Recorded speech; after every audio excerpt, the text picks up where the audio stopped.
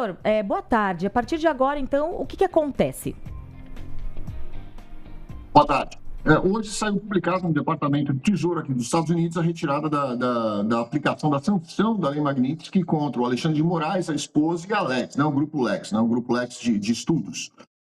Isso, obviamente, agora vai ter seu efeito imediato. Eles vão fazer notificação para todas as instituições financeiras, desbloqueio de todos os ativos que eventualmente estivessem bloqueados em nome do Alexandre de Moraes e as pessoas ligadas a ele, e imediatamente tem a suspensão das sanções que foram colocadas contra ele.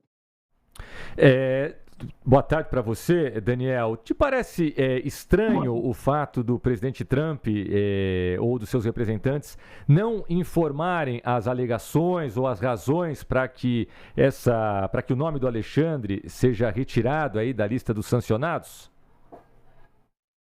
Na verdade, não me causa estranheza, porque pouco antes de ser imputada, né, ou de serem colocadas as restrições de nome do Alexandre de Moraes, eu tinha dado algumas entrevistas, eu falei nessas entrevistas, inclusive fui criticado nessas entrevistas, dizendo que a Lei Magnitsky não era para esse fim, ela não foi criada para esse fim. O objetivo da lei, se você ler a lei propriamente dita, se você entender qual foi a razão pela qual ela foi criada, você vai ver que não era apropriada para esse tipo de finalidade. Existem outras leis que poderiam eventualmente sancionar pessoas que estavam em situações parecidas com a do Alexandre de Moraes e eventualmente até violadores de alguns direitos que não são os mesmos direitos que são prescritos na Magnitsky. Sem dúvida nenhuma poderiam ter sido aplicadas outras legislações, mas foi aplicada a Magnitsky. O Alexandre de Moraes fez a defesa dele aqui dentro dos Estados Unidos, contratou inclusive pessoas aqui, inclusive foram pessoas que foram contratadas através da própria Advocacia Geral da União, onde foi feita a defesa, foi apresentada isso dentro do processo e foi justificado o que realmente aconteceu dentro do processo. E, obviamente, na minha concepção, isso eu digo para vocês, até antes de ser aplicada a Magnitsky, não era a legislação adequada para fazer o tipo de punição que o presidente Trump gostaria de ter feito com relação ao Alexandre de Moraes, principalmente com relação ao tipo de ação que ele estava pretendendo. Então, sem dúvida nenhuma, a derrubada da Magnitsky ou a retirada da Magnitsky contra o Alexandre de Moraes e os próximos dele, na minha concepção, ela era uma questão de tempo para que acontecesse. Aí eu te pergunto, né? A gente sabe que o governo Trump não é muito de seguir, assim, tanto as regras assim. E aí eu te pergunto, que peso político que pode ter uma decisão como essa, por exemplo, de dar um passo para trás, voltar? Lembrando aqui ao nosso ouvinte que a Lei Magnitsky significa que, na época, né, que foi imputada aí a Viviane e ao Alexandre de Moraes, significa que todos os eventuais bens deles ficavam bloqueados, assim como qualquer empresa ligada a eles, né? E eles também não podiam fazer negócios com cidadãos norte-americanos. Então, te pergunto, doutor, qual é o cenário político de uma decisão como essa? Realmente manda um recado para os bolsonaristas de que o Trump não é tão parceiro quanto se pensava? Dá para se dizer alguma coisa assim? Dá para se dizer que na geopolítica, né, no mundo político, não existem tão parceiros assim, né, em nenhum lugar.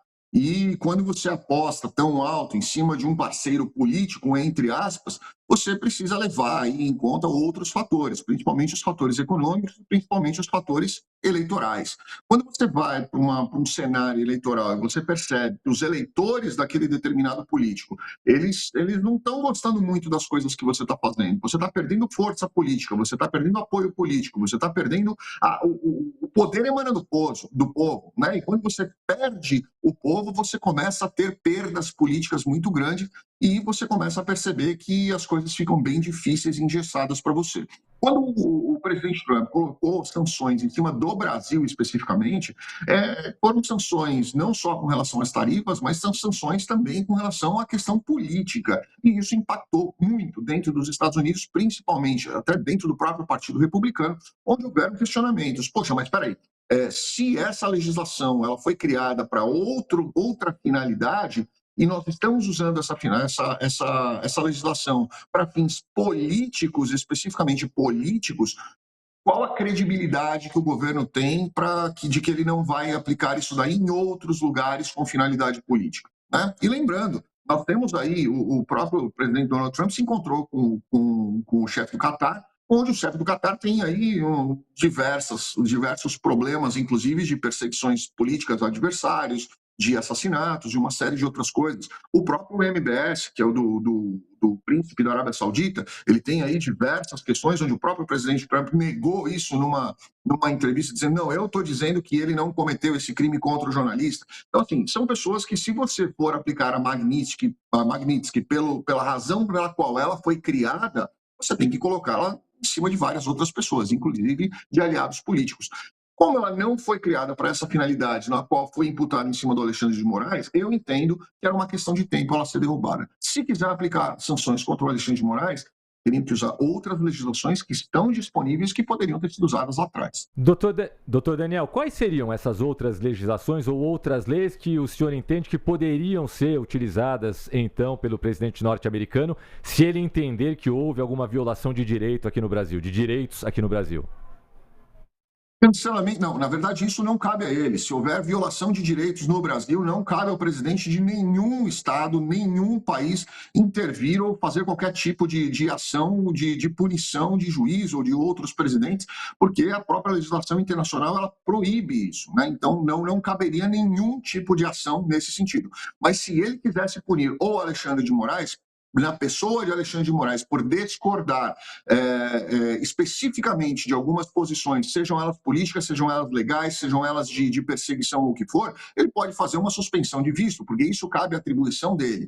Visto é um privilégio, visto não é um direito. Então, o fato dele ser ministro não quer dizer que ele tem direito de ter um visto para os Estados Unidos. Outra questão é ele proibir de ter qualquer tipo de conta corrente ou movimentação financeira dentro dos Estados Unidos, dentro do território no qual a jurisdição dele está cabida, está aplicada. Fora disso, qualquer coisa fora disso, nós estamos falando de tratados internacionais. E se você quiser fazer a aplicação da Magnitsky, que na verdade não foi nem criada por um cidadão americano, foi criada por um britânico, se você quiser fazer a aplicação da Magnitsky e fazer realmente a implementação dela para aquilo que ela foi feita, você tem que fazer de forma muito mais abrangente e atingindo todos os demais que efetivamente violarem direitos humanos, que nós sabemos que muitos países, principalmente ali no Oriente Médio, têm violações de direitos humanos muito graves, muito sérias e que vão muito além de perseguições políticas.